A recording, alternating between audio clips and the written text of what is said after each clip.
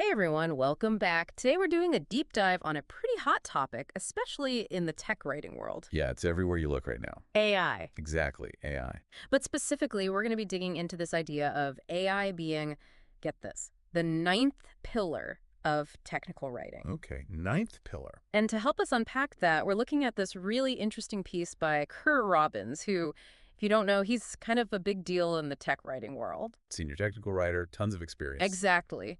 And he recently shared his thoughts on, well, all things AI and technical writing on LinkedIn. Published just last month, right? August 2024. So it's all very current. Definitely relevant. So this ninth pillar thing, I got to be honest, at first I was a little skeptical. Like, come on, Kurt, another pillar. Right.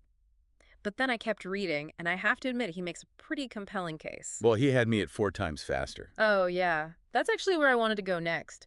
So Robbins gives this example of a task that used to take him, I don't know, like 4 hours, maybe even a whole day sometimes. Which, let's be real, we've all been there. Oh, tell me about it. And with AI, 30 minutes? 30 minutes? That's insane. Right. I mean, imagine what you could do with that kind of time saving. Seriously, think of the possibilities for you listening right now. Deadlines suddenly don't seem so scary. You're actually getting ahead on your projects. Okay, but before we all quit our jobs and hand over the reins to the robot, Which, let's be clear, is not what we're advocating for. not at all. Robbins actually makes a really important point about this. He says, yeah, he used AI extensively for this article, like drafting, images, everything. He even says he used it for the images. Yeah, the whole shebang. But, and this is key, he still had to go back and edit. Heavily, he says. So it's not about AI replacing writers, but about it augmenting what we do, right? Heavily. Yeah. Think of it like, instead of a replacement, it's like you've got this incredibly powerful assistant. Okay, I like that. An AI They're going to assistant. help you work smarter, not harder. Right, Yeah. right. Although, speaking of working harder, Robbins does make this comparison to the Luddites, back in the Industrial Revolution. Oh, yeah, the folks smashing the loom. Exactly. And he's basically saying that those who reject AI are going to be left behind, just like those guys. It's a bit dramatic, isn't it? Well, yeah, maybe a little. But I think his point is the world's changing, tech is changing, and we can either adapt. Or get left in the dust. Exactly. Which, I don't know about you, but I don't want to be stuck doing things the old slow way when everyone else is like zooming past me with their AI superpowers. The AI fast lane.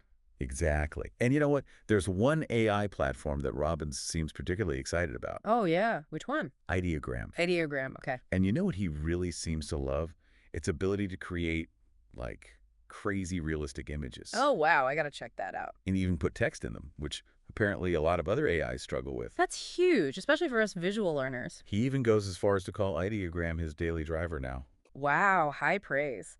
But even with all the raving about Ideogram, Robbins still stresses that you got to proofread, you got to double check. Oh, absolutely. AI is not perfect. He actually tells this funny story about asking the AI for an image of a surprised office, and it turned into like a zombie office or something. Yeah, like something out of a horror movie, he said. It's a good reminder that AI, it can do amazing things, but it doesn't always quite get the nuances. It's not human, right? Exactly. And especially in tech writing, accuracy is key. So no matter how cool these AI tools are, that human element, that's still crucial. Absolutely. We're still the ones steering the ship, Yeah. making sure everything's ship-shape. 100%.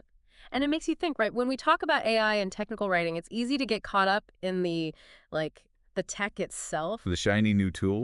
Exactly. But maybe the bigger picture here is how it's changing our whole approach. Our mindset, even. Right. So for a tech writer listening to this, what does that actually look like? What skills do they need to be leveling up to really thrive in this AI world? The $1 million question, right? Yeah. Well, I think first and foremost, the fundamentals, those never go out of style. So clear, concise writing. Absolutely.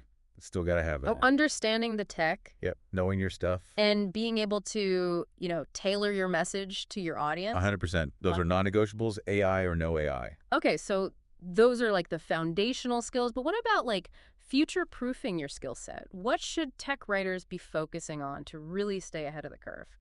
Okay, now we're talking. I think a big one is learning how to actually work effectively with AI tools.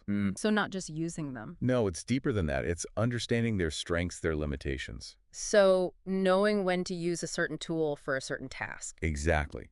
And also being able to give the AI the right input so you get the output you actually want. It's almost like learning to speak AI's language. Yes, you got to become fluent in AI. AI fluency, I love it.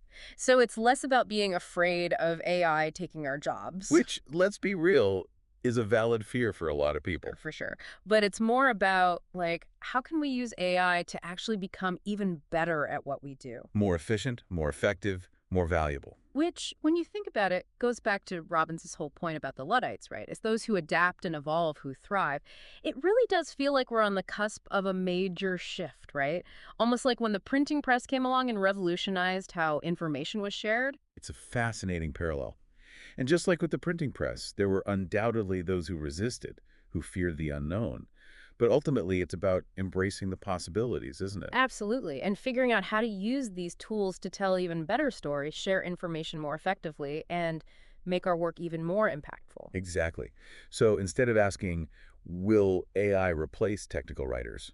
Maybe the better question is, how can I use AI to become an even better, more valuable technical writer? To become the go-to expert, the AI whisperer who can really make this technology sing. Now you're talking. Because in the end, it's not about man versus machine.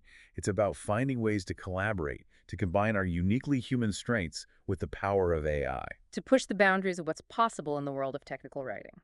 And who knows what incredible things we'll be able to create together. It's an exciting time to be a technical writer, that's for sure. It really is. So as you continue to navigate this ever-evolving landscape, remember this deep dive and remember that AI might be the ninth pillar, but your skills and expertise are the foundation. Well said. Embrace the possibilities, stay curious, and keep those keyboards clicking. Until next time.